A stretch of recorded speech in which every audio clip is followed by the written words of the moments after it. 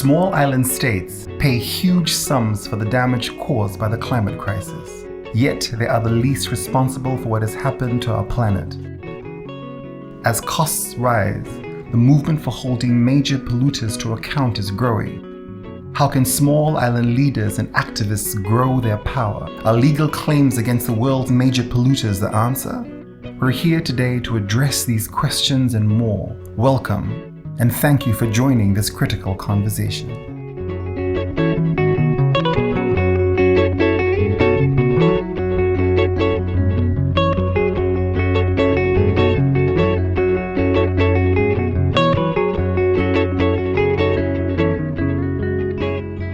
Welcome to this critical conversation hosted by the Commonwealth Foundation. It's lovely to see you all joining. Thanks you for sharing your names and where you come from. It's lovely to see the range of countries that we have participating in this really important conversation today. Today we're going to talk about climate reparations, obstacles and opportunities for the Commonwealth small island states. We're going to focus in very much, as I see many of you are interested in, on this core issue of climate justice. I'm very pleased to welcome you today. My name is Dr. Tara Shine. I'm an environmental scientist by training, and I spent about 25 years working on the international stage on climate justice and sustainable development. I've been working as part of the United Nations Framework Convention on Climate Change since 2003, way back in the dark ages. And I have worked right around the world from West Africa to Asia and Latin America, looking at issues of climate and environment policy and how they and how they're shaping our futures. Loss and damage is a critical issue of climate justice. It's something that really puts in stark relief the challenges we face. For too long, the world has been meeting in annual meetings of the COP, the Conference of the Parties, to try and progress our collective efforts, namely first towards mitigation, to absolutely reduce the amount of emissions we put into the atmosphere, those emissions that cause climate change, but also to adapt to the impacts of the warming that is already inevitable from the carbon pollution we have created to date. And over the years, we've been trying to make more space for a conversation on loss and damage within those international negotiations. I know that in the beginning, it was almost a taboo subject. The very thought of compensation caused absolute terror and fear, I would say, among some of the developed country parties, while it was clear from the parties of the Global South that there was a real need to start to think about unavoidable losses and damages due to extreme weather events, but also due to slow onset changes in our climate that were beyond the limits of adaptation and needed a different kind of response. This is an issue of climate justice in particular because the damages that are experienced and the parts of the world that are experiencing those damages, in particular small island developing states, are the places which are least responsible for causing the problems. They're least responsible for the carbon emissions that are causing the issue. I spent 8 years working alongside Mary Robinson, as special advisor to her foundation on climate justice, making a case for a human rights and human and people-centered approach to climate action. And this issue of loss and damage is very much at the heart of that.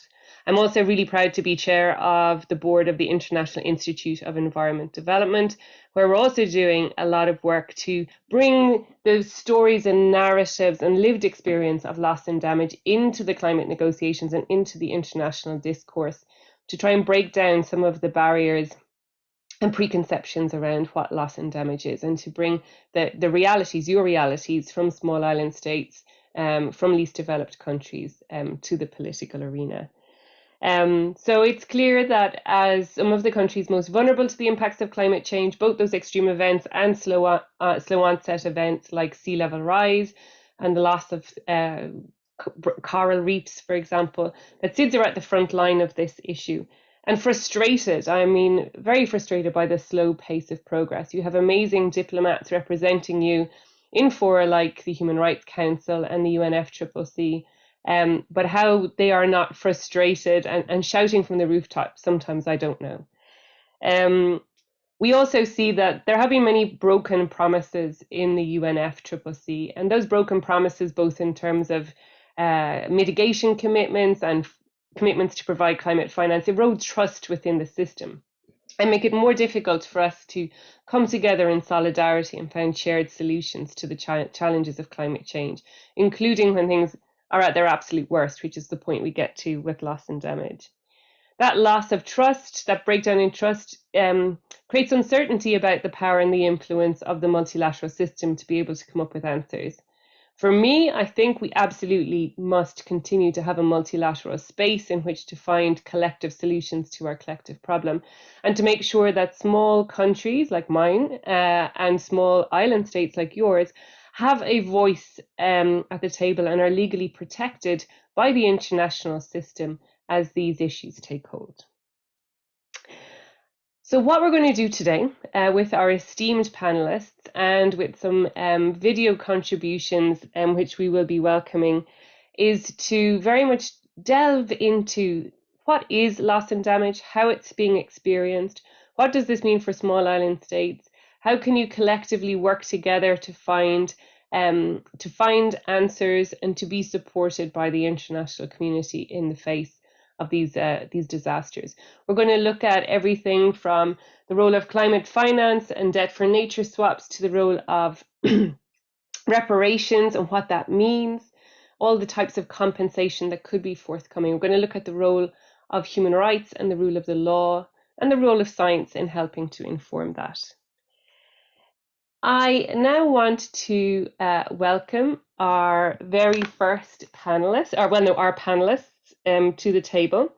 I'm going to call on all three of them. So we're going to have Dr. Payam Akavan joining us. Please unmute and show us your video. You're very welcome, Payam. We're going to hear more about you and your role in a moment. We're also going to welcome, please, Dr. James Fletcher. James, you're very welcome today. Lovely to see your face. And also Sabra Nordeen. Sabra, you're also welcome. Colleagues, you will have seen the full bios of our esteemed colleagues on the website, on the event listing for this event. So rather than rehearse their fine credentials, what we're going to do is instead hear from them and hear their wise words. This is where we really want to get started. Our first theme, we're going to split our conversation into some sections today. And our first theme is really to pick up where I was talking about, which was around, well, what role do things like these international conferences of the party play in progressing the agenda on loss and damage? We're going to look at lessons learned from previous COPs, and perhaps starting with COP26, which is quite a significant COP in the context of a slow-moving into multilateral process, was quite a significant COP in terms of progress on loss and damage. And I'm going to invite our panelists just to share some thoughts on what progress was made there, and perhaps to put that in the context of previous COPs and how long it's taken us to get to where we are today. So I'm going to start off with you, Sabra, if I may, and just to say to you, so what were your reflections if we think back to the end of COP26 in Glasgow, the agreements we got there, and how you felt progress had or hadn't been made on the issue of loss and damage? You're very welcome. Hello, thank you. On the issue of COP, well, it took me a while to get over COP, I think, as it did for a lot of people. We went there with the expectation that it would be a lot more ambitious than the final outcome was. But I do acknowledge how difficult it is to get everyone to agree on every single word of the final outcome document. On loss and damage, what I would say is that it takes a long, long time and effort for loss and damage to be acknowledged at even this level, or that the momentum on loss and damage at the public sessions is often quite, it's not reflected in the negotiation rooms. But I do think that's changing, that there's less space now to brush it away as easily as it used to be. And part of that is due to, unfortunately, how dire the issue of loss and damage has become with the increase in climate crisis related events. And also because of the power of civil society, combined with the persistence of some of the most vulnerable countries in the global south, such as small island developing states. I'd like to highlight the role played by SIDS in 2015 to anchor loss and damage as a dedicated and a separate article in the Paris Agreement, and also the law commission that was the legal commission that was launched at COP 26. And in response to calls for greater attention and financing on loss and damage, there has been a tendency to pivot towards mitigation and adaptation and building resilience. However, even with adaptation, we haven't seen the realization of assistance, specifically financial assistance that was pledged. So we've got a situation where, due to lack of resources and an intensification of the climate crisis, we're running behind on adaptation, reaching limits on adaptation, and seeing more loss and damage. I mean, in COP 26, we were able to bring about additional clarity on the Santiago network, and we hope to see its full operationalization at Egypt. And that is an achievement. But I mean, we will just continue to advocate for a standalone loss and damage facility, and also timely implementation and support. And I was really glad to see that made very clear by AOSIS in the final plenary. Yeah, thanks for your observations. Yes, COPs are always hard to recover from, and we always go into them with such high hopes and never quite achieve all that we want.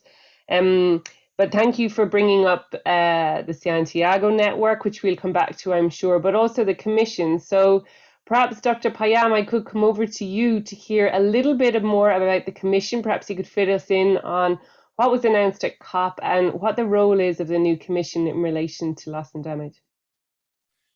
Thank you very much, Tara, and greetings to all the friends and colleagues who are joining this event today.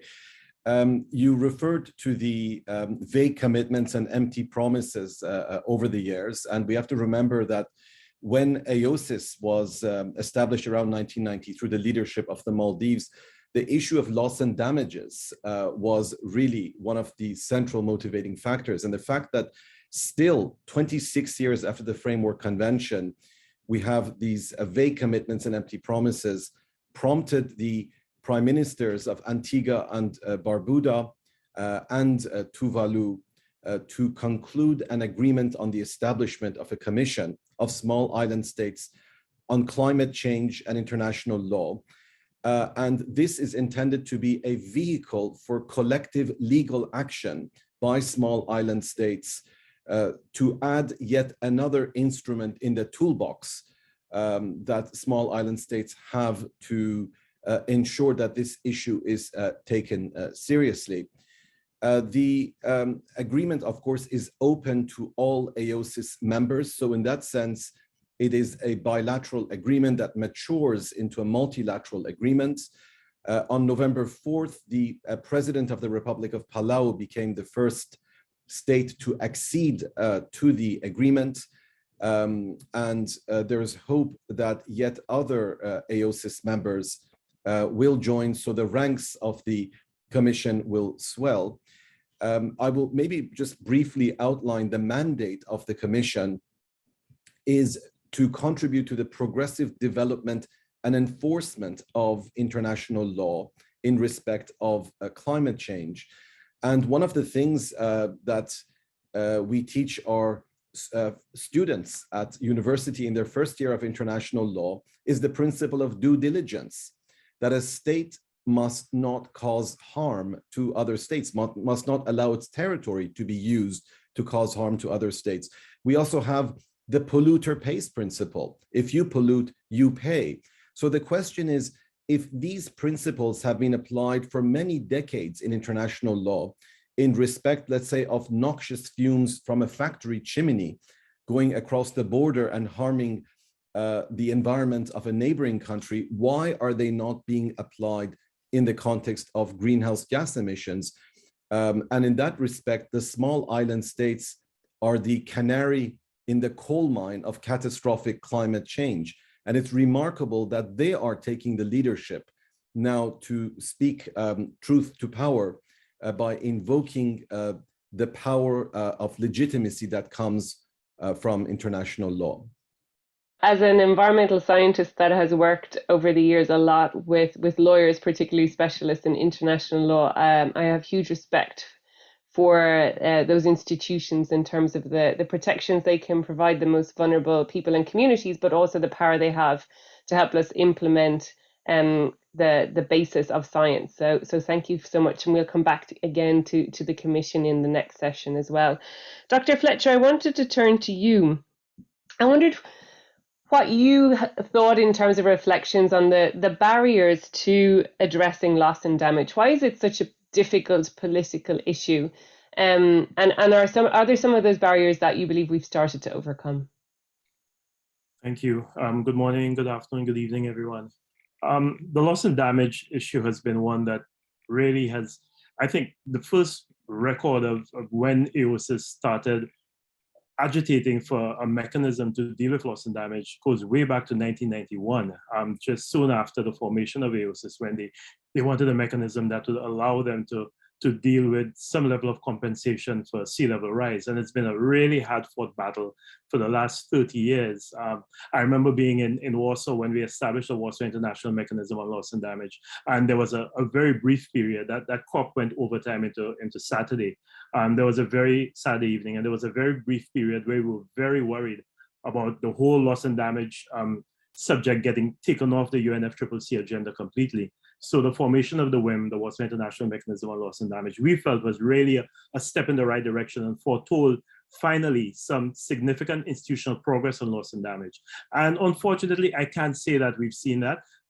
We had a very big win with getting loss and damage considered as a separate article in the Paris Agreement, Article 8 in the Paris Agreement, which was a big success for small island developing states, because if you follow the negotiations leading up to Paris, there was very strong opposition from the global north, from the developed countries, from the United States, from the UK, from the rest of the EU, from Australia, for any inclusion of loss and damage as a separate element. They always felt that loss and damage was just really another element of adaptation. And we were very insistent that no, loss and damage was beyond adaptation.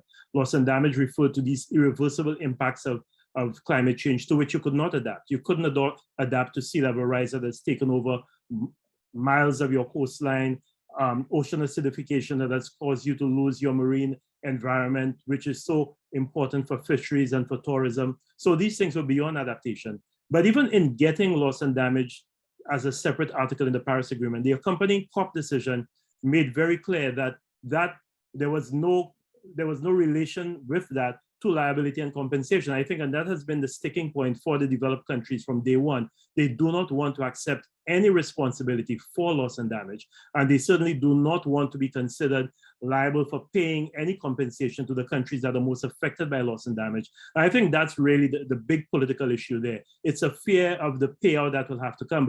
But for us small island developing states, the question is, if we are the recipients or the victims of this problem, as Pam quite rightly pointed out, if we are the canaries in the coal mine, you know, they use all these metaphors to describe us. We're the canaries in the coal mine. We are ground zero of the fight against climate change, yet we're not treated that way. We always have to be the ones accepting the compromise. We always have to be the ones to say, okay, you know what, just to keep loss and damage in active discussion, we are willing to do this and we're willing to do that. And I think that's why this move by the prime ministers of Antigua and Barbuda and Tuvalu was really important, because, you know, we've been depending on the multilateral process and on the COP negotiations for a long time, and we've faithfully adhered to everything that has come out of there. But it's clear that that is not sufficient for us to advance this discussion. Whilst these discussions are taking place and there are all these negotiations about wording, there are countries that are losing coastline. There are people who are losing their livelihoods. There are ecosystems that are disappearing. You know, there's significant biodiversity that's being lost. So in addition to the economic impacts of loss and damage, you also have the non-economic losses that we're encountering. And I think the political temperature needs to be increased. And it is something that small island developing states have been at the forefront of. But we need to see, I think, not just other climate vulnerable countries, but the rest of the world to understand just how dire a situation these countries are facing. When Grenada loses over 200% of its GDP by the passage of Hurricane Ivan, or Dominique in the space of 3 years with Tropical Storm Erica and Hurricane Maria loses 90% and then 226% of its GDP, those are things that it takes you years, decades to recover from. So there is need for not just dialogue, not just mechanisms, but there is need for significant financial support to these countries. And I think that is what we need to get the international community to understand, and to get the politics to wrap its head around, that we can't continue talking about this just in esoteric terms. It's a life and death issue for many of the countries in small island developing states and other climate vulnerable countries.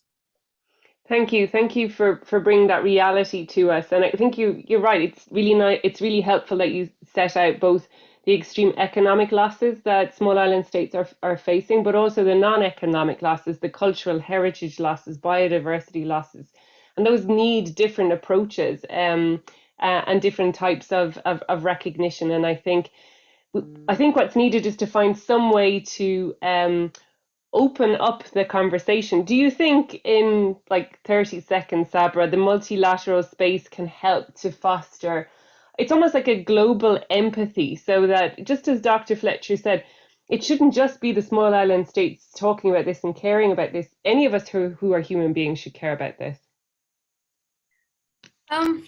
Yes, I think the multilateral space can certainly foster empathy. But what follows afterwards is also crucial, which is, what we need in terms of concrete technical and financial support. And I think the fact that there have been so many climate-related disasters, even in the global north recently, is bringing that closer to home for certain in the political space. And Kenyan activist Elizabeth Wathuti put it really well in a podcast that everything is connected, and the more loss and damage we face in our countries, it may at some point or another impact countries in the global north as well. And if that's the way to get the message across, then I mean, it's unfortunate, but yes. Thank you so much. Audience, I just want to invite you that you can submit your questions. Please use the Q&A function rather than the chat box if you can. So put your questions in the Q&A box. They're being moderated for us behind the scenes, and we will be able to come to them in due course. So please do send in your questions. We're going to move on to the next theme in our conversation, and to get us started, we have a pre-recorded interview from the former president of the Maldives, Mohammed Nasheed. So we're going to listen to that video now. So we will all turn off our cameras and mute so you can see the video. It is a delight to be a part of the Commonwealth Foundation's critical conversation. We took a loan to build a road, to build a house, to build a school, to build a harbor, or some such infrastructure. When we took the debt, we took it with the received wisdom that the weather has no link to carbon emission. But now, IPCC is clearly saying that the bad weather is because of carbon emission. This bad weather has washed away the road, has taken away the house, has taken away the school, has destroyed the harbor that we built with the loan. The assets that we created are becoming stranded. Our analysis shown that for every $10 climate vulnerable developing countries spend on interest payments of the debts we took, we have to pay another dollar because of climate impacts. This is injustice piled on injustice, and adds to the moral and economic case for urgent debt relief. If there is no Maldives, we can hardly pay the debt back. Therefore, the CVF is proposing a large-scale climate debt swap for debt-distressed vulnerable countries. Here's the basic outline. countries would first undergo a debt sustainability analysis that assesses their ability to continue to service commercial and official debt. A bank, the World Bank, or a bank, would then supervise a substantial write-down of unpayable debt and the issuance of new guaranteed bonds. This way, creditors and bondholders will get some repayment rather than seeing defaults. With at least 18 months of interest payments on these new bonds guaranteed by the bank, the World Bank, debtor countries will not be locked out of capital markets. Governments will still be able to invest in strategic areas of development, including health, education, sustainable energy, and climate-resilient infrastructure. Governments are not willing to singularly announce their need for restructuring. Collectively, we must find solutions and ways of sustaining our economies. To map out the actions they will take, debtor governments within the climate vulnerable group would carry out climate prosperity plans. Bangladesh has come out with one such plan, the Mujib Prosperity Plan. For adaptation, I believe the natural climate solutions and soft engineering projects, like the protection of forests, mangroves, and coral reefs, instead of concrete seawalls and embankments, are the best approaches. Soft and biological adaptation measures. Let me be clear. We are not asking to repeat the fossil-intensive path of rich countries. There are now better options. Technologies like renewables, energy storage, clean hydrogen, and advanced nuclear fission meant that we can rapidly escape from the age of fossil fuels. But this can only happen so long as the money is available in the required investments. Historic injustices can never be righted. We cannot right the wrongs of previous generations, but we can protect the planet for generations to come. Thank you. Excellencies, ladies and gentlemen, it is my great pleasure to speak to you today and share views of the people of Tuvalu on the importance of the Commission and the ultimate goal that need to be achieved. The Commission was established by Tuvalu and Antigua and Barbuda at COP26 because we feel that there is a need to step up our approach and to set up a platform for small island states to channel their grievances on impacts of climate change to legal bodies to determine claims from Tuvalu and all small island states of the world. It provides a platform for small island states to seek advisory opinions directly and from the International Tribunal for the Law of the Sea, or ITLOS, on matters such as loss and damages, compensation, sea level rise, coastal erosion, and so forth. With the establishment of the Commission, the path to ITLOS is now open without political obstruction, giving small island states an important opportunity to move forward with the hope to avoid further debate but focus more on actions. Furthermore, the establishment of the Commission would hopefully provide means for holding major polluters accountable in the long term and changing the scope of negotiations at future meetings of COP. There is an obligation of due diligence not to cause harm to others and to pay compensation where harm is caused by negligence and willful disregard for the rights of other nations. Why shouldn't this principle apply to greenhouse gas emissions that are destroying our small island states? With the support of reputable foundations, The Commission will become a valuable resource of legal expertise provided to small island states. My hope is that by enlisting their knowledge and experience, it will be possible to help develop and enforce international norms through legal action, and to pressure major polluters over the coming years to mitigate greenhouse gas emissions and to address the issue of loss and damages. This is now a matter of survival for small island states. Thank you all, and I wish you all the best. Paftailasi, Tuvalu Motetu. Inspiring words there for us from Mohammed Nasheed in the Maldives.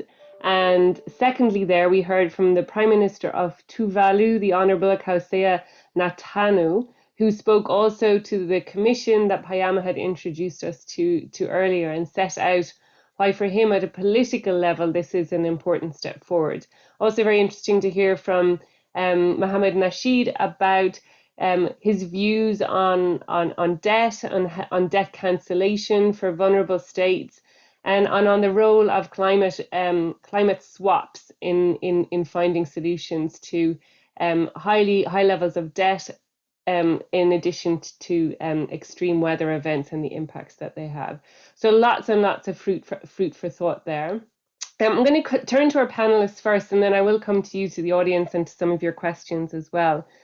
So I'm just wondering, I'm looking for reflections, perhaps starting with you, Payam, in terms of, the opportunities that were put forward by the two speakers in the video around the role of debt cancellation, around the role of stronger collective legal representation. Just your reflections would be very welcome, please. Well, it's a basic principle, once again, of international law that where a state injures another state, it has responsibility to pay reparations, including financial compensation. So once again, the question is, why is there this persistent avoidance of this blindingly obvious truth that if the major polluters are not going to significantly mitigate their greenhouse gas emissions, where there is no shadow of doubt what the consequences are going to be, in particular for small island states, then at the very least, they must pay compensation. And the Prime Minister of Tuvalu mentioned the notion of an advisory opinion. It's one thing to develop norms of international law. It's another thing to enforce them. And of course, one of the problems with global warming is that there is not a single culprit. It's not just a dispute between two states, let's say one state dumping toxic waste in the waters of another state. So there is a diffuse responsibility, but which can still be concentrated in the major polluters. So one of the instruments that's available to small island states is seeking advisory opinions from international courts and tribunals, which are authoritative pronouncements of the law, which can be used variously for future COP negotiations or for contentious proceedings and enforcement against specific states, should that become necessary. And I just wanted to mention briefly, Tara, that it's important to note that in September of 2021, just before COP26, Vanuatu announced its initiative to request an advisory opinion from the International Court of Justice, which requires a majority vote of the UN General Assembly, because that is the procedure envisaged under Article 96 of the UN Charter. And all small island states should certainly support Vanuatu's initiative. But on the other hand, the Prime Minister mentioned ITLOS, the International Tribunal for the Law of the Sea, established under the UN Convention for the Law of the Sea. And we know, of course, the central importance of the oceans as sinks for carbon, and in particular, their significance for small island states. And one of the significant aspects of the Commission is that it is empowered to directly seek advisory opinions from ITLOS without having to go through the General Assembly, where one can anticipate significant resistance from the major polluters. So international law is an equalizer. It's a way for small island states to balance the scales in their favor.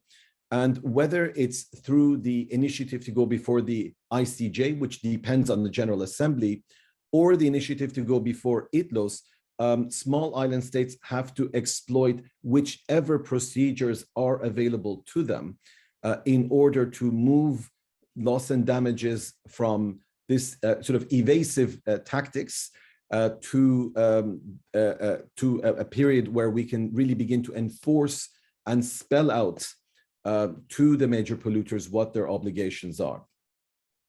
Thank you, Payam, for those reflections and for spelling out a bit more the different way that the commissions and international law can be used, as you say, as an equalizer for small island states, but also how these advisory opinions can help to move the legal system forward. Dr. Fletcher, I wonder if I could turn to you for your reflections on Mohammed Nasheed's suggestions to us around the role of debt cancellation and debt for climate swaps. What are your expectations of this type of an approach? Is this something which is something we can move into practice? It certainly is important because I can speak for the Caribbean, for example.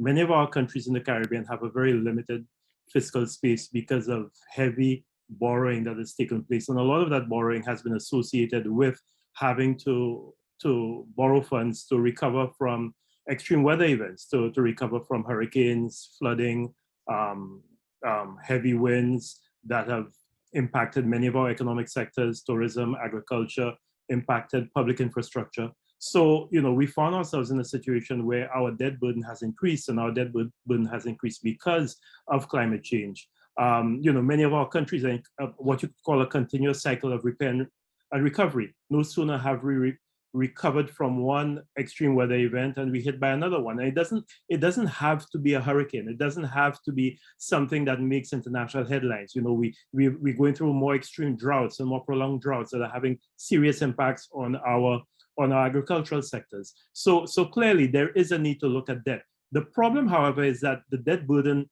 of small island developing states is not homogeneous. It's not the same across all the small island developing states. So if you look at a country like mine, St. Lucia, and many of the other countries in the Caribbean, a lot of the debt we carry is not debt from multilateral institutions like the World Bank or the IMF, which can very easily be put into that sort of debt for climate swap. But a lot of it is private debt that is owed to banks, debt that is as a result of bonds that have been floated on the regional government securities exchange. So it's difficult to enter into a debt for climate swap with private debt.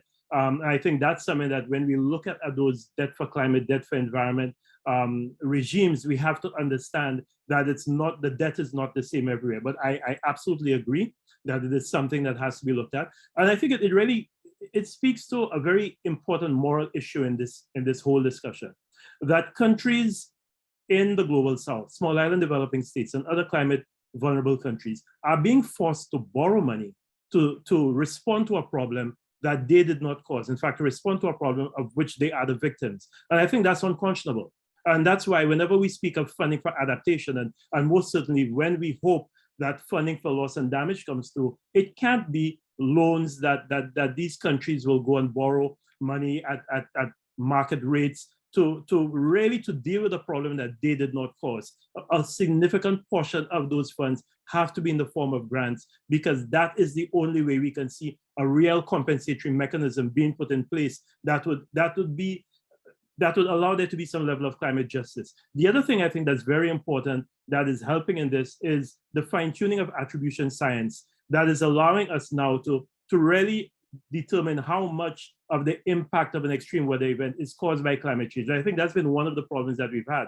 People will say, well, you've always had hurricanes. You live in the Atlantic. There've always been this Atlantic hurricane season. But many of our hurricanes now are becoming more intense in a shorter period of time. Hurricanes are going from category 1 to category 5 in the space of 24 hours. We were not seeing that before. And that is something that the model suggested, that we will see more extreme weather events, more extreme hurricanes. And I think attribution science will now allow us to say that, okay, this hurricane that impacted Tuvalu or impacted St. Lucia, 75% of the damage was as a result of climate change, as a result of global warming. So the more we can fine tune the science with this, I think the better we can make a case. But the problem is we don't have time. Our countries are continuously being ravaged and our debt burden is increasing. So yes, the whole issue of debt for climate swaps is important. But I think even more important is for us to look at how do we cause these countries to get access to finance now, grant financing, so that they don't have to go borrowing more money to respond to issues which they are doing almost on a daily basis in all of these climate vulnerable countries. Thank you so much, Dr. Fletcher. Yeah, you know, I think I could explain even to a small child the unfairness of the situation, to have to borrow money and get into debt to solve a problem you didn't create. I mean, it's always the injustice of this situation is so clear and evident that even small children can understand, yet the search for just and fair solutions is significantly more complex. I think it's also useful to think about that whole range of possible responses, from grants to debt cancellation to reparations and compensation. I imagine it's a range of things that are needed. Sabra, I wondered if you just wanted to pick up on these ideas around the Commission and also on the financing of loss and damage, just to add your perspectives to those of Payam and Dr. James Fletcher. Thank you. I think actually Dr. Fletcher and Payam really painted a very accurate picture of what we're facing.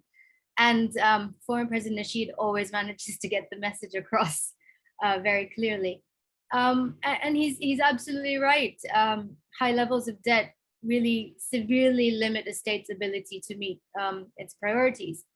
And you know, in addition to the impacts of COVID, plus also dealing with immediate development needs, trying to deal with increasing aspects of climate change with a very limited fiscal space just makes everything a lot more challenging. We have to constantly reprioritize the resources we have to areas that are more important than others for that day. And you know, we already spend a significant amount of our own budget on a lot of adaptation measures. But there's only so many times we can replenish sandbags on the shore or reclaim islands higher. And you know, to address issues like slow onset events, like climate crisis and how it affects our fish stocks, which isn't always, you know, something that which is rarely something that you can counter with an adaptation measure. That's something that we need longer term financing for. And Dr. Fletcher is absolutely correct that the issue is access to finance and support. We just don't have that. There's so many bureaucratic hurdles that it's impossible to first try and prove that this is a climate change related project that you're trying to access financing for. In terms of the Loss and Damage Commission, I think it's a really bold and very commendable step taken by Tuvalu, Antigua, and Barbuda towards establishing climate justice. And it was something that was received very excitedly in the Maldives. Often it's difficult to balance the kind of bleakness of the science, but this helps to bring about a little bit more fight as well. So it was welcomed in the Maldives. And it just shows that we can't afford further delays within the UNFCCC system. Thank you, Sabra. Yeah, really important reflections. And I'm just wondering then, Payam Akvan, if I could go back to you for a second. So Dr. Fletcher spoke about, you know, attribution science and how much that has moved on. I remember for years being so careful about how I would talk about any particular extreme weather event and not overstating its connection to climate change. And we no longer need to do that. We have very clear science very soon after events that are clearly able to attribute it to human-induced climate change. So I wonder how that attribution helps and supports the case for legal liability. And I wonder if you could give us maybe an example, a live one or a recent one, of where, for example, a small island state may be able to take another state to court, if you like, or create a case, and what the role of the Commission might be, in that context of an example. Yes, thank you, Tara. And first, I wanted to just briefly thank Ambassador Noordin for her remarks and for the tremendous leadership role that the Maldives has played among small island states on this issue. So her words are very reassuring. And I'm also very pleased that Dr. Fletcher mentioned attribution science. That would have been my next point, that although the harm is of a diffuse nature, it's not the same as noxious fumes going from a factory chimney from one state across the boundary into another state. But he is very correct and knows this far better than I, that there have been significant advances made in trying to localize and define the sources of harm. And it's not necessary to have 100% accuracy in order to attribute liability.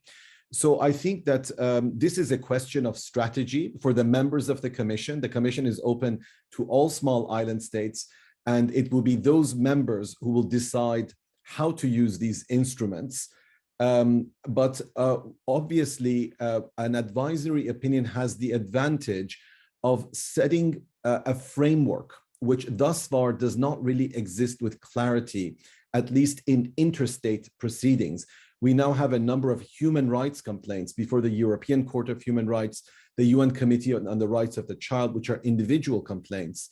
But at the level of interstate relations, an advisory opinion would at least set the framework, which, among other things, can then be used for contentious litigation against specific states, against specific polluters.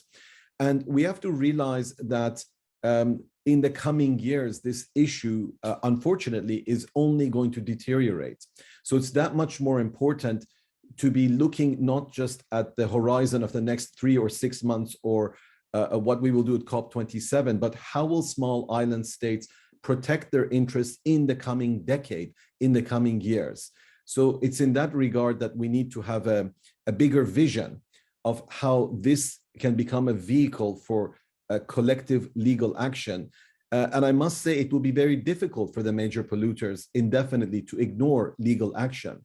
It will create significant difficulties and tilt the balance in favor of small island states. Thank you so much. We're going to go now to some questions to make sure that others get a chance to contribute to our conversation as well. So we have a pre-recorded question that we'd like to play to you from Josiah Jerouani from Papua New Guinea. So I'm going to ask my colleagues, please, just to turn your videos off again. I will do the same, and mute yourselves, and we will hear the question from Josiah. With the recent pledges under the Glasgow Climate Pact reaffirming 100 billion per year with additional funds of US 600 million to LDCs and US 350 million adaptation fund, I am afraid that most of these funds will not reach those most in need, since from our experience, most of these climate finance funds are injected into multilateral institutions, which has a lot of complex requirements in order to access the funding. My question to our esteemed panelists is, what needs to be done to ensure that countries or communities and local NGOs have ease of access to these funds? And secondly, what needs to be done to ensure a localized or decolonized approach on the funding mechanisms or modality for climate finance, so that it assists those who need it the most and they are able to access it to enable adaptive action and resilience in our communities or respond to the devastating levels of loss and damage that we are facing. Thank you so much. Thank you to Josiah for his questions and that reflection. You can hear his frustration in how is it that these huge sums of money we hear about mobilized at the international level, how will they reach his community? And his question was really around what needs to be done to ensure that NGOs have access to these funds, that they don't just get tied up in the multilateral system, but also how do we ensure that these funds reach the local level where the needs are greatest? Panelists, you might just signal to me, raise a finger if you'd like to come in on that question. Sabra, you have the floor. You're very welcome.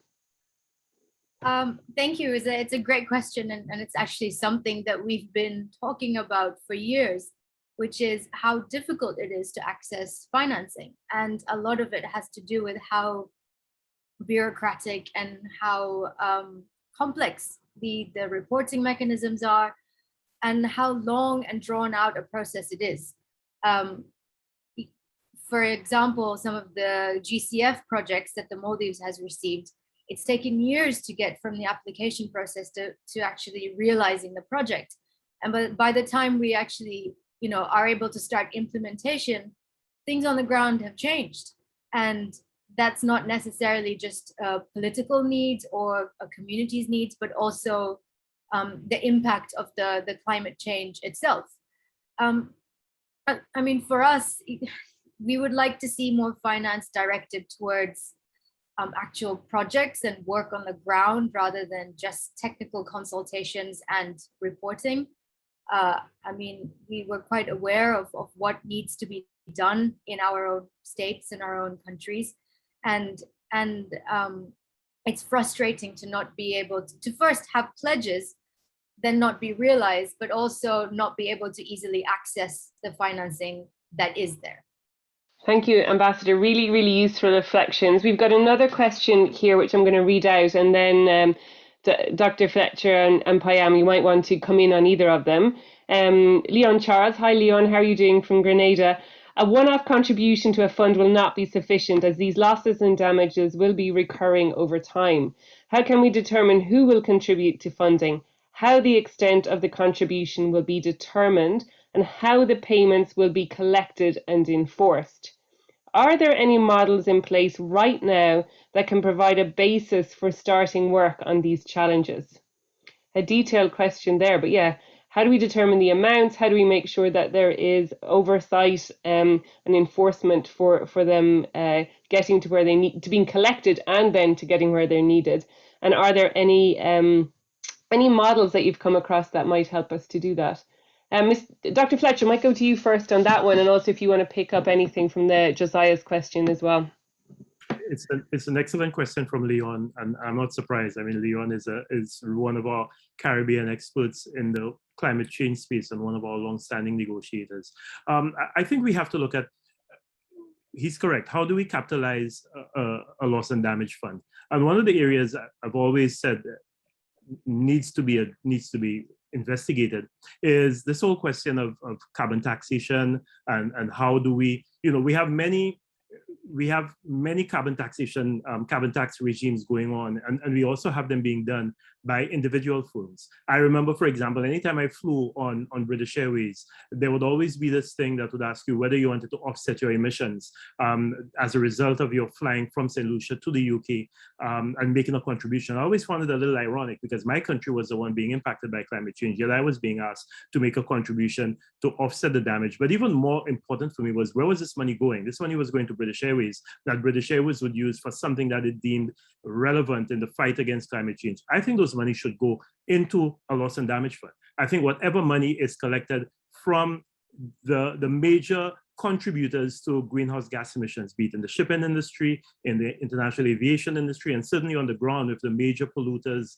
the major industrial firms, I think that money for the form of some form of carbon tax should go into a loss and damage fund so that there can be a direct contribution to these countries. It should not go into a fund that is managed in the domestic jurisdiction of that country. It should go into the loss and damage fund because these emissions are what are causing global warming, which is what is contributing, or which is what is causing the irreversible impacts of climate change that we're experiencing in climate vulnerable countries. Now, I know it's a radical configuration, but really we are dealing with existential threats to these small island developing states and other climate vulnerable countries. And I think we have to look past what has worked in the past and the barriers to implementing and understanding that it is life and death. If you do not do that, then the Maldives will disappear.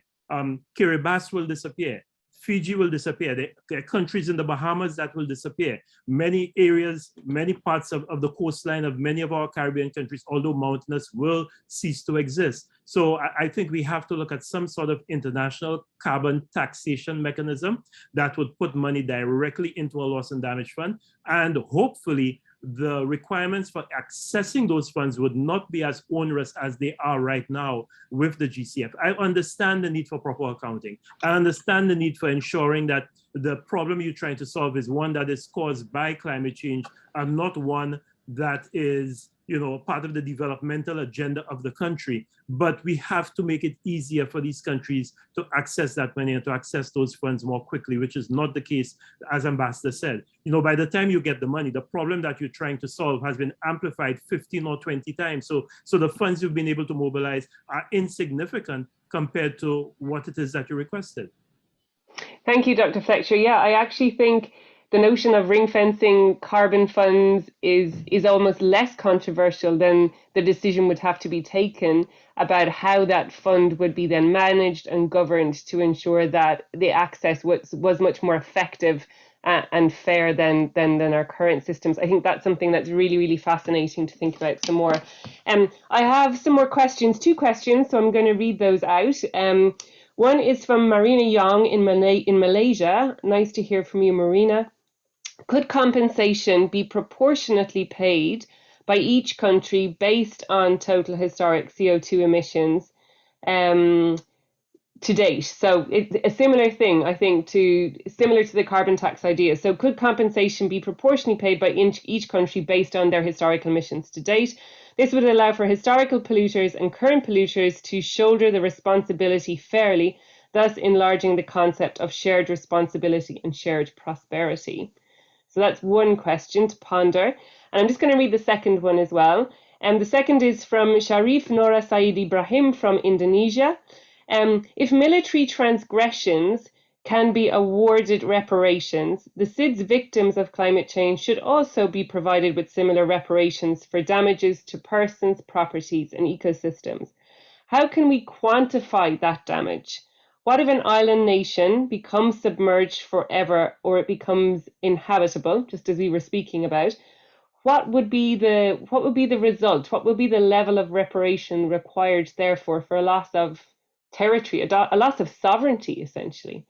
Payam, maybe you'd like to pick up on some of those. All very, very, very big questions, but it would be great to have your reflections. No, those are very good questions for which there is no easy answer. How do you provide reparation to Tuvalu, Kiribati, Marshall Islands, Maldives that may disappear in the foreseeable future? And I think we need to consider 2 aspects of the reparation issue. One is what Dr. Fletcher said. We have a global problem, but we don't have the global institutions to address them. It's really blindingly obvious, but the political will is not there to look beyond myopic self-interest to engage in planetary politics. And that's why I think it's so remarkable what the prime ministers of Antigua and Barbuda and Tuvalu and Palau and others have done. They're engaging in effect in planetary politics, because the question of compensation isn't just about how much money goes into the pockets of these governments or their citizens, but it's also about deterrence. Deterrence. We have to exact a cost so that major polluters radically change their behavior. And I think we would all agree that the best solution is prevention. Rather than simply driving over the cliff, we do have the opportunity to choose a different path, and perhaps legal action will be a way of exacting a cost, making the polluter pay, so that major polluters perhaps can change course. Thank you very much. Any of our other panelists want to come in and just complement that? We've got another couple of minutes before we move on to the next theme. The question is, could a sort of proportional compensation mechanism be developed? The answer is yes. Would a proportional compensation mechanism be developed? The answer is probably no, because that's the fight we've been having. That's, I can tell you about some of the sidebars some of the bilaterals that I had leading and also leading the Caribbean's delegation to the negotiations for the Paris Agreement. And that was the pushback from the developed countries, that they do not want to be held responsible for historical emissions or for the problem that got us there. So absolutely, it would be a very fair way of dealing with this. But the fight to get that to happen is a monumental one. And I think it's something that they, and maybe that's what some of our governments need to do. They need to understand, our leaders need to understand that this fight for climate change is not one that should only take place within the confines of the UNFCCC and climate change. It's a fight that has to be taken into every single negotiating arena that our countries are involved in, because climate change is impacting on everything. It's impacting on trade, it's impacting on tourism, it's impacting on food security and agriculture, impacting on health, impacting on water security. So I think everywhere where we engage with the international community, this whole question of climate change and the impact climate change is having on our countries needs to be addressed, so that maybe we can weave into these various negotiations some level of understanding and some kind of financial support for the countries whose health sector is being impacted because of climate change, because you have more heat deaths, you have more vector-borne diseases that are impacting them. Climate change is impacting health in so many different ways. So every time we engage with the WHO or the Pan American Health Organization, we should have climate change at the top of the agenda. So I think that is certainly one area that we can look at, expand this discussion and amplify it in every single negotiating arena. I think you've really spelled out in detail there what Payam referred to as planetary politics, and that this is not something which lives only within the bubble of the UNFCCC, because that is it's quite a unique little bubble, and I think breaking it out into all aspects of politics is going to be incredibly important. I'm going to move on, and thank you to the audience for the questions. I mean, there's such a high caliber of question. You're going to get another opportunity to share questions in just a moment, but I just wanted to move on to kind of the final section of our discussion.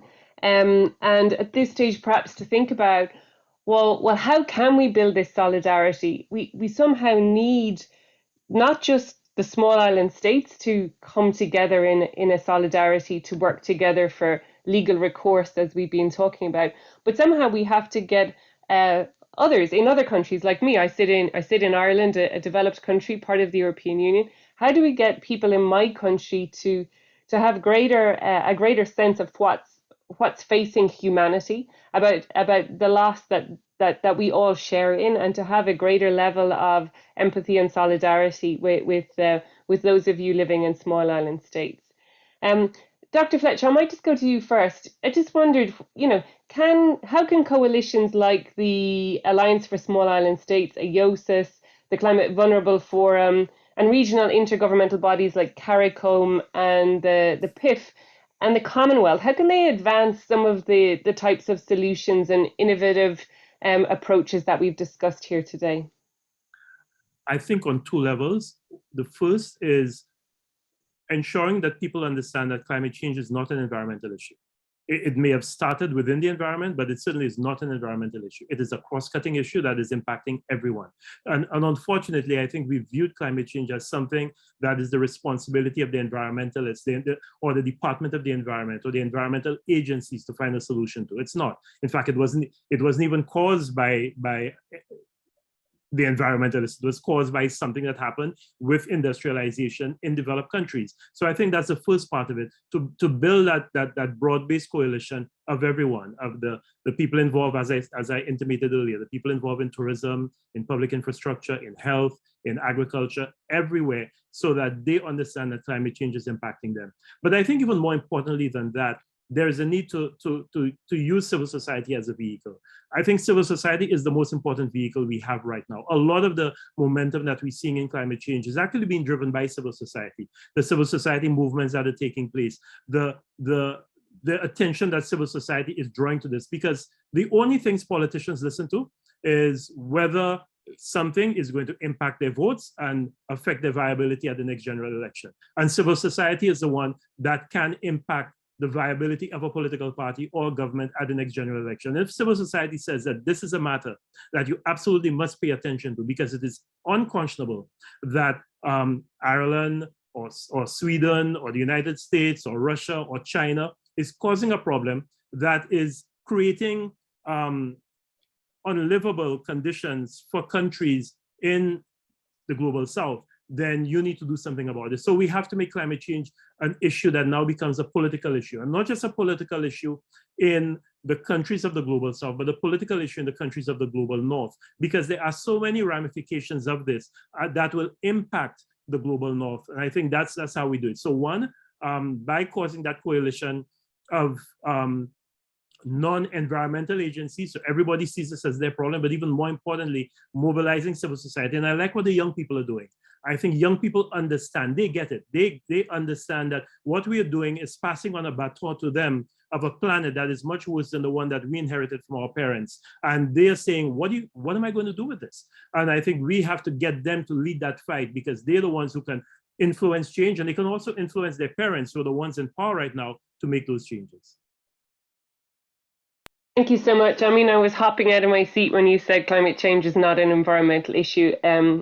As someone who is an environmental scientist and has worked alongside many of you on these issues for years, I think it's the biggest thing we did wrong. We lost so many years talking about this as an issue of atmospheric science and as a technical issue to be solved by climate scientists, when it is a deeply, deeply social, cultural issue in the end of the day. And I like this thought that if we could create a civil society solidarity which helped each person in the world to know that my actions are creating unlivable conditions elsewhere, but also here for me, if not now, very soon. And that whole notion of creating unlivable conditions for our own species really points out the frailty of our current system. Thank you so much for that. I'd love to go to Ambassador Sabra Noordine now for just to reflect a little further. Sabra, how can small and vulnerable states build then the solidarity and their power in the international system so that they are heard more, and that we somehow manage to get this communication across that if your actions are creating an unlivable future for me, for your children, for the children of today, how might we do that? Well, I'm a big champion of the Commonwealth, actually, and the Maldives rejoined the Commonwealth in 2020, and one of the reasons was, primarily that it helps us to amplify our needs and our voices on a very large stage where we're very small, or quite often not even put on a map sometimes, and the relationships that we have and the really strength of AOSIS and also organizations like CVF, which was founded in the Maldives, it really helps to create that solidarity, because although we're all going through different levels of impact, it's all derived from the same issue, and there's a lot to learn from each other as well. For instance, I mean, it was only after hearing about Tuvalu and their issues about, what happens to the issue of sovereignty, that it was something that we began to think about seriously as well. Or even issues of, the climate crisis and its impact on health. I mean, there are so many things that we don't consider on the level that needs to be considered, because it's something that we just it hasn't come on our radar. And to see that other countries and other groups in our own community are doing that same type of work, it helps to share those lessons. And that solidarity is really, really important, because AOSIS especially, and the Commonwealth, giving us this platform to really amplify our voices, it's really driven issues like adaptation and loss and damage on the global platform, purely because we're able to work together. Yeah, I'm sitting thinking about your reflections on sovereignty. And I remember when I worked with Mary Robinson, our first female president of Ireland, and she had many interactions with presidents and prime ministers from small island developing states. And she always used to kind of sit down at the end of the day after those reflections and say, wow, in all the time I was head of state for my country, I never had to consider us losing our sovereignty, or that my island would go underwater and I would have to evacuate my entire citizenship. This was just something that seemed like it would be a crazy fairy tale or nightmare, more likely. And yet that's the reality that many of our leaders are facing today. Payam, I wonder if we might go to you and just think about, I'm wondering how civil society and small and vulnerable state leaders can work together to seek a climate justice that ensures decision making, funding, and support reaches vulnerable people and communities, those that we talk about being on the front line. So, how can we bring the civil society that we've recognized is so important together with the state leaders which come together under the Commission as part of AOSIS to give that stronger emphasis on decision making happening with those people who are on the front lines? Well, this is a fundamental question, and I answer it not as an expert, but as the average citizen. In my human rights career, one thing I've understood is that the only lasting change comes from the grassroots, that the seismic shifts in consciousness that we need very rarely come from the top down. So it was very, very heartening at COP26 to see the thousands of people who had come to Glasgow in this show of solidarity, in this new culture of empathy. And I want to maybe just reflect briefly on a rather stark statement that Arnold Toynbee said. He said, civilizations are not murdered, they commit suicide. That is exactly what we are doing. We are committing collective suicide by not changing our way of life. So when it comes to empathy, we have to look at the gospel of greed, which has characterized consumerism. Consumerism is an addiction, which is why we find it so difficult to speak to people about radically changing their way of life, not because of some great lofty ideal, but as an act of survival and self-preservation. And I take a lot of inspiration, including here in Canada, from our Indigenous peoples, who speak about, and I'm a professor of law, so we speak about natural law as a kind of philosophical or theological idea, but they speak about natural law literally as the laws of Mother Nature. And we have to understand in the arrogance of our anthropocentric view that we are just an insignificant speck in an infinite universe, and that in a contest between us and Mother Earth, we will definitely lose. The Earth will go on, but we will become extinct. So empathy is about reaching that deeper spiritual moral consciousness, which motivates us to act selflessly and sacrificially, and nothing short of such an ethos is going to get us out of this conundrum. Thank you, Payam. Yeah, I mean, I find it something I say so much more nowadays. The Mother Earth, she will be fine, but we will be gone. So your quote that civilizations are not murdered, they commit suicide, is very powerful in that sense. And it makes me go back to what Dr. Fletcher said. How can we make climate justice something that is for everybody? I wrote a book for people in the developed consumerist world called How to Save Your Planet One Object at a Time, because I wanted to be living more sustainably and eschewing consumerism something that everybody could do, everybody, regardless of where they lived or how well off they were or what their interests were. And I think growing that community of people who share this passion that we clearly all do is so important. I want to go to a question that we have.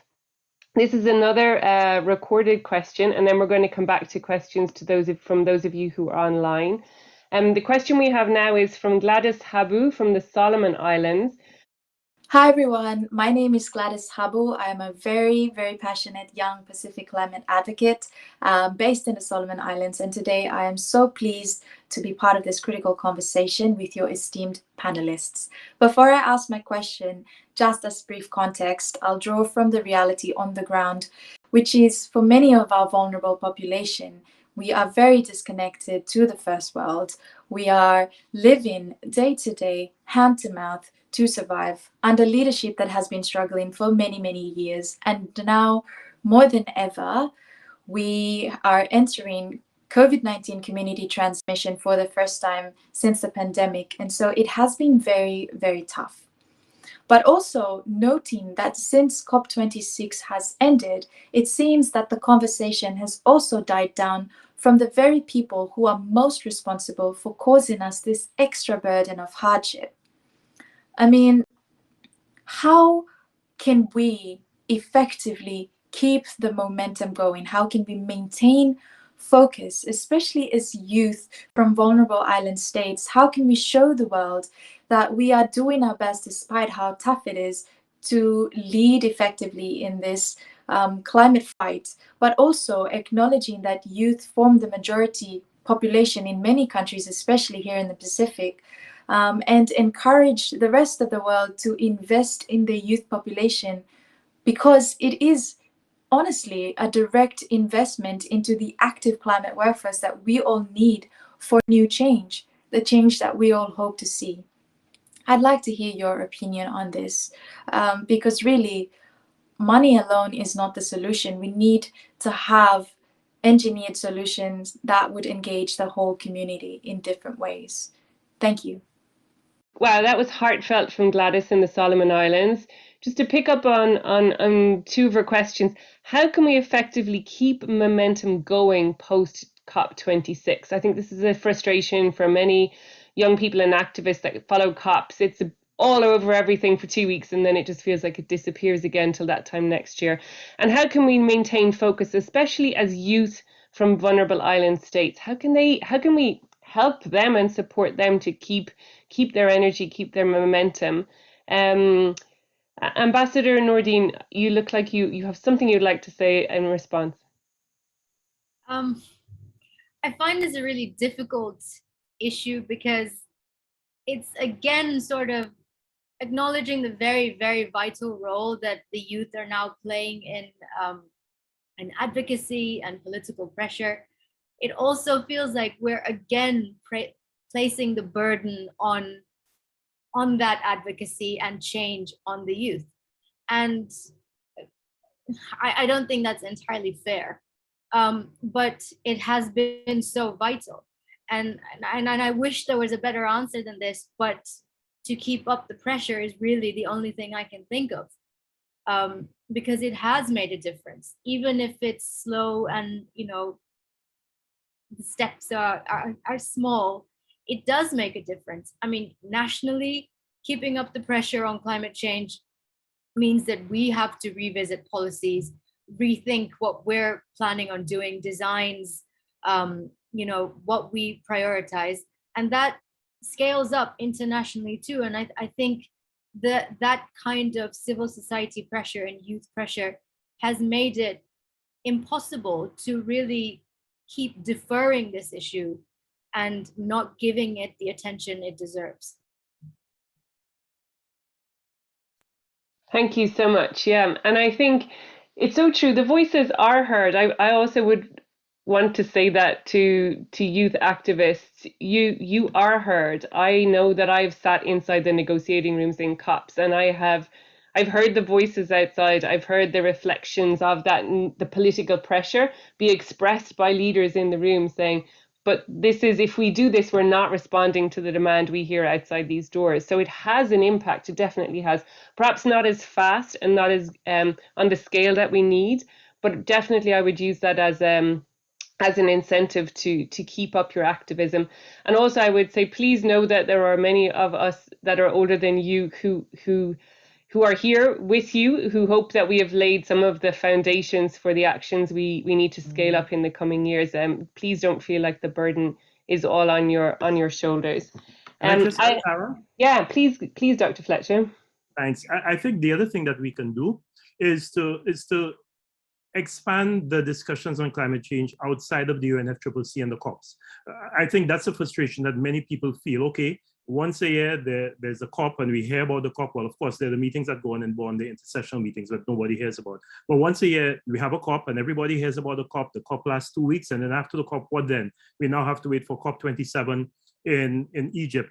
What we need to do is to continue those discussions. One of the things that we found in the Caribbean very useful in the build-up to COP 21 was developing a civil society coalition that involved the journalists, our artists, so our reggae singers and our calypsonians, our young people. And they're the ones who provided the momentum to us leading up to COP21. And they basically were the wind beneath our wings that carried us to Paris and made us understand that we could not come back to the Caribbean without an ambitious Paris Agreement outcome. And I think we have to do the same thing now. It's one of the things that, for example, we've started with this Caribbean Climate Justice Project, where we've been working with young people and getting young people to understand climate justice and understand what we can do at a domestic level, not just to agitate for greater action on climate change, but also to hold our old governments accountable for some of the things that they're doing that are exacerbating the impacts of climate change in our respective countries. So I think, we have to do that.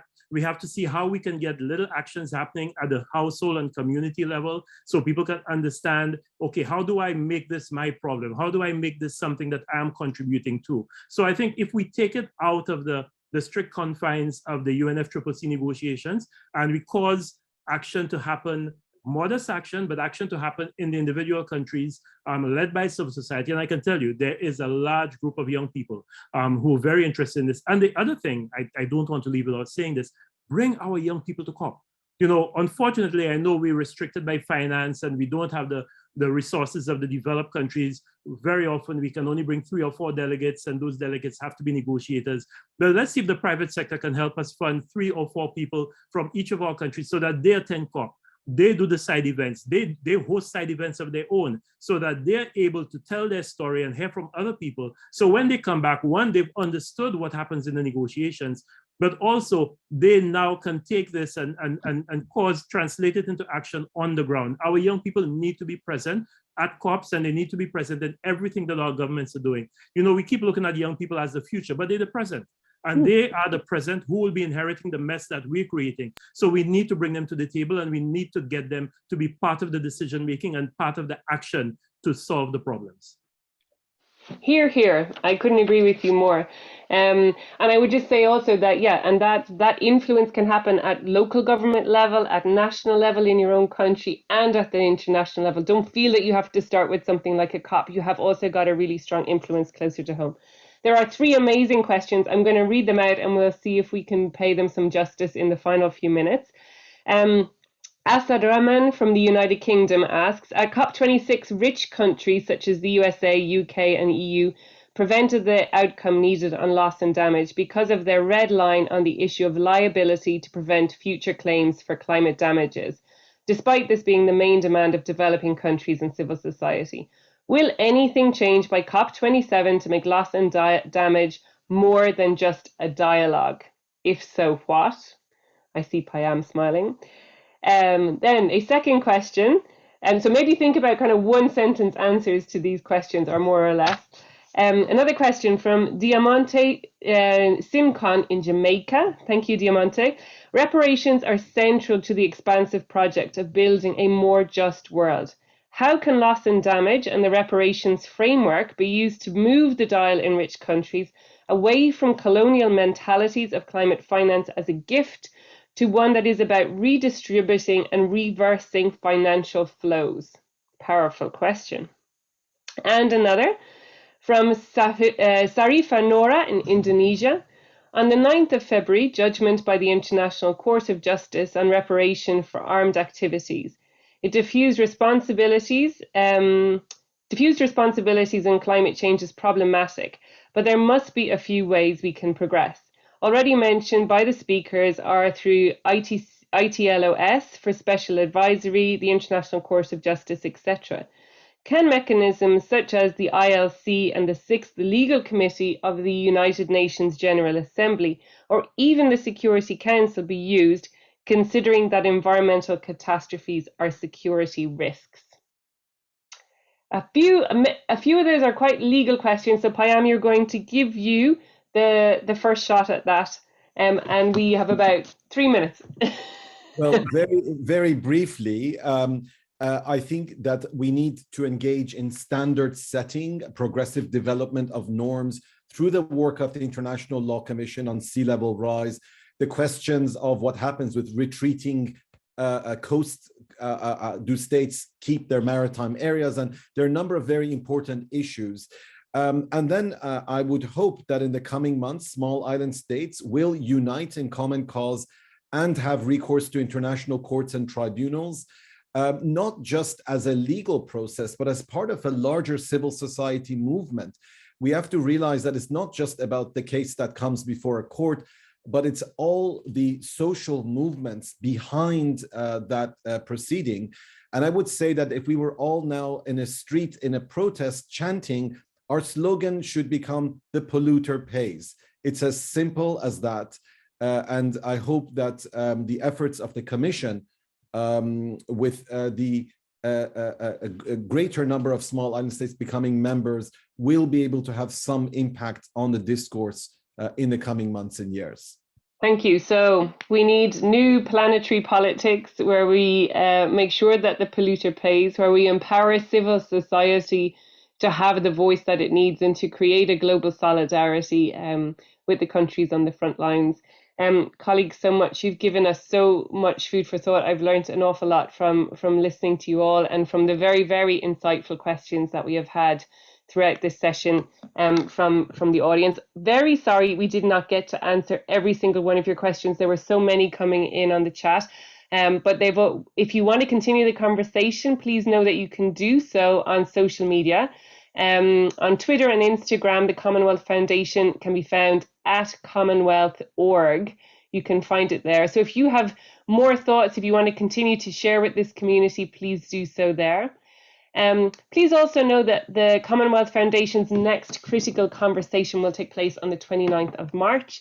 It's going to look at vaccine equity, distribution, the role of big pharma, and how the Commonwealth can support countries to address vaccine inequity. So that's a very, very relevant conversation. And I hope climate change comes up as part of it because, as we know, it's the same inequities and injustices that are reflected across these different global issues. For those of you that have been invited to the press Q&A, please stay on this link. We will take a 5-minute break and then we will commence that session with our panelists who are being kind enough to stay on with us until we'll begin that conversation at 3:35 p.m. That's UK time. Otherwise, I want to say thank you and a huge, huge, huge appreciation to Ambassador Sabra Nordin, Dr. Payam Akbar, and Dr. James Fletcher. You are all amazingly passionate specialists and experts. You gave us a full view of the politics, the finance, and the passion that is needed to really make significant progress on these issues of loss and damage and climate reparations. I thank you very, very much. So we're going to turn off our cameras now, say goodbye to you all, and thank you very much for participating.